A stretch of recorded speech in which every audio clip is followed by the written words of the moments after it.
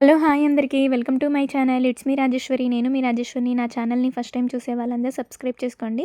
Video మాత్రం skip చేయకుండా పూర్తిగా చూడండి. ఈరోజైతే ఈవినింగ్ స్నాక్స్‌కి అయితే ఇక్కడ నేను ఎగ్ పొటాటో శాండ్విచ్ అయితే చేస్తున్నాను. ముందుగా అయితే ఒక ఆనియన్ అయితే చిన్న చిన్న పీసెస్‌గా కట్ చేసుకోవాలి వీడియోలో చూపించిన విధంగా.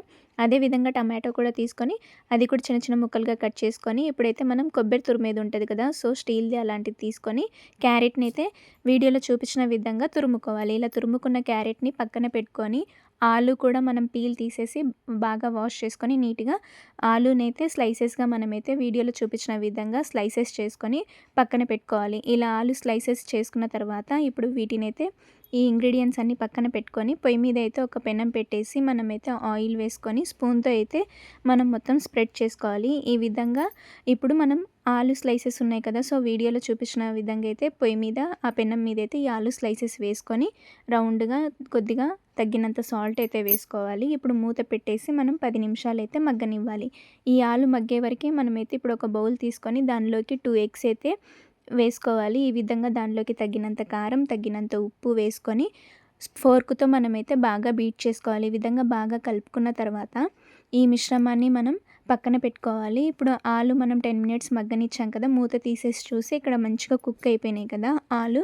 సో, ఒకసారి స్పూన్‌తో ఇలా అనేసి ఇప్పుడు ఆ ఎగ్స్‌ని అయితే ఈ ఆలు పైన వేసుకోవాలి. ఈ విధంగా వేసుకున్న తర్వాత మనము అటు ఇటు బాగా రోస్ట్‌గా అయ్యే వరకి మనమైతే మూత పెట్టేసి ఒక 10 మినిట్స్ అయితే అంతే ఉంచేయాలి.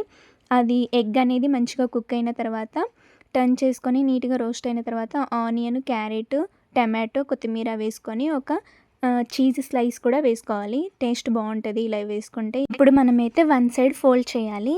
ఇప్పుడు మనకి ఇలా ఫోల్డ్ చేసిన తర్వాత మళ్ళీ మూత పెట్టేసి ఒక 10 మినిట్స్ అయితే మగ్గనివ్వాలి. ఈ విధంగా అయితే ఇక్కడ ఎగ్ పొటాటో శాండ్విచ్ చాలా బావుంటది. పొయ్యి మీద నుంచి దింపేసి ఒక ప్లేట్‌లోకి అయితే మనం సర్వ్ చేసుకోవాలి. ఈ విధంగా ప్లేట్‌లోకి పక్కన పెట్టుకున్న తర్వాత దీనిలోకి సాస్ పెట్టుకొని తింటే టేస్ట్ అయితే చాలా యమ్మీగా ఉంటది.